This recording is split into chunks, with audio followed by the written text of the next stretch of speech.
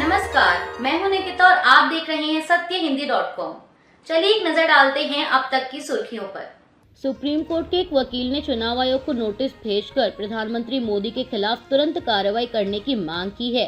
वकील ने कहा है कि प्रधानमंत्री चुनाव अभियान के दौरान लगातार हेट स्पीच दे रहे हैं और लोगों को बांटने वाली बातें कर रहे हैं।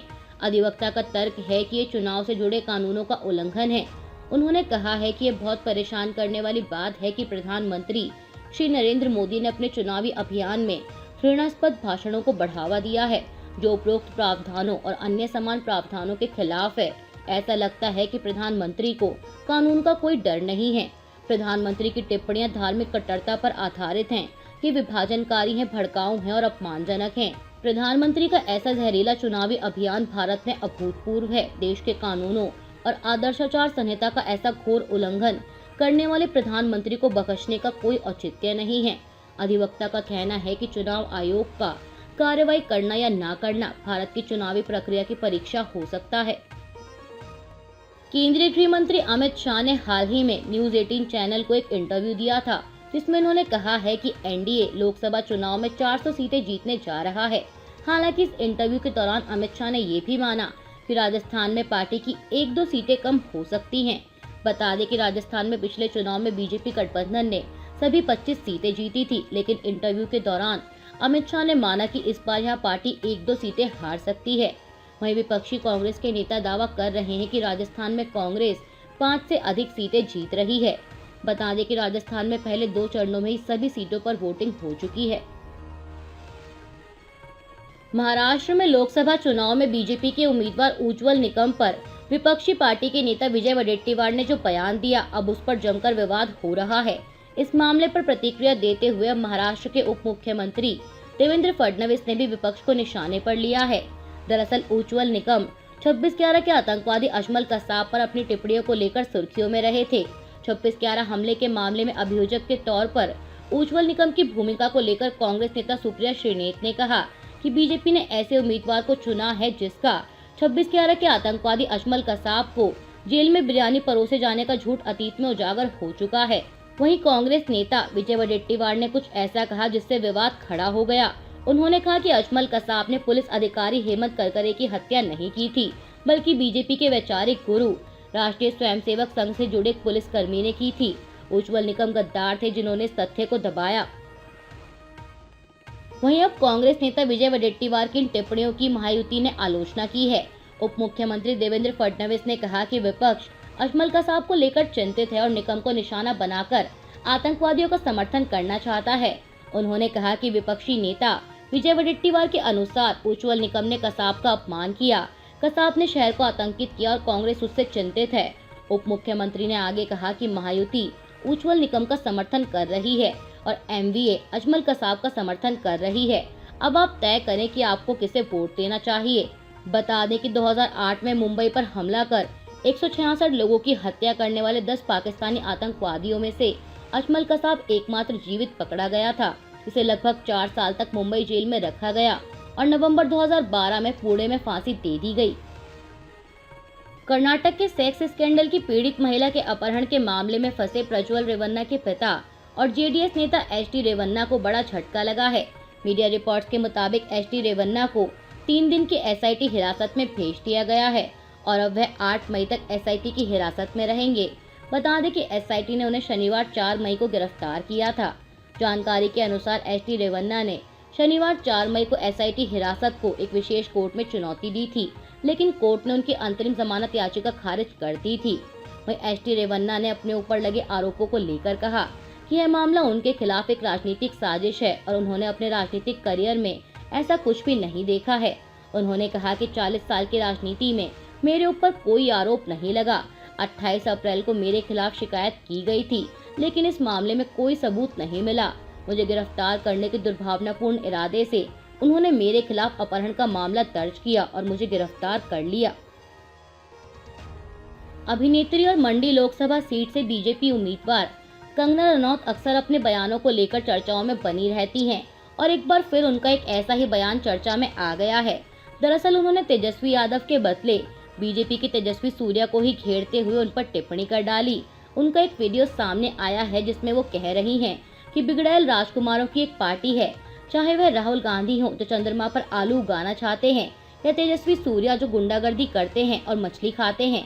अब विपक्ष पर निशाना साधते हुए कंगना ने गलती से अपनी ही पार्टी के नेता तेजस्वी सूर्या पर हमला बोल दिया।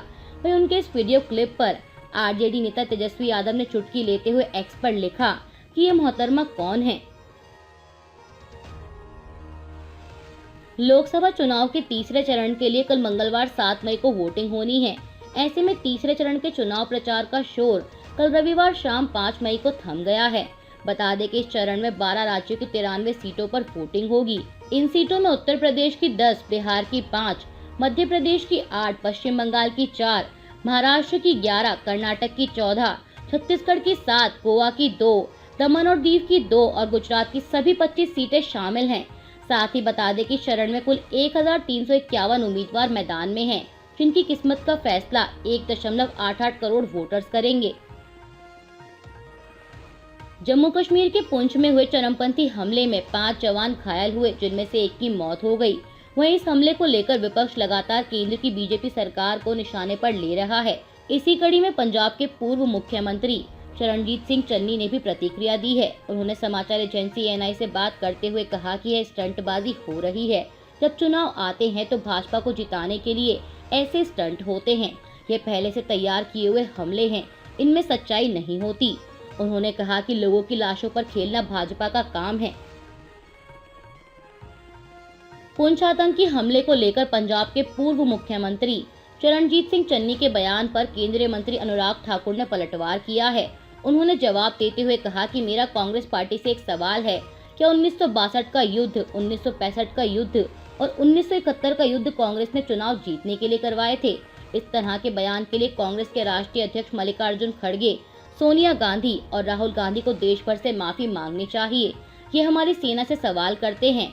जब डोकलाम में चीन की सेना ने अतिक्रमण करने की कोशिश की तब हमारी सेना ने मुंहतोड़ जवाब दिया। उस समय राहुल गांधी कहाँ थे? इस दौरान बीजेपी नेता ने यह भी आरोप लगाया कि जब भारत की सेना ने सर्जिकल स्ट्राइक और एयर स्ट्राइक की तो कांग्रेस के लोग कहते रहे कि यह स्ट्राइक फर्जी है।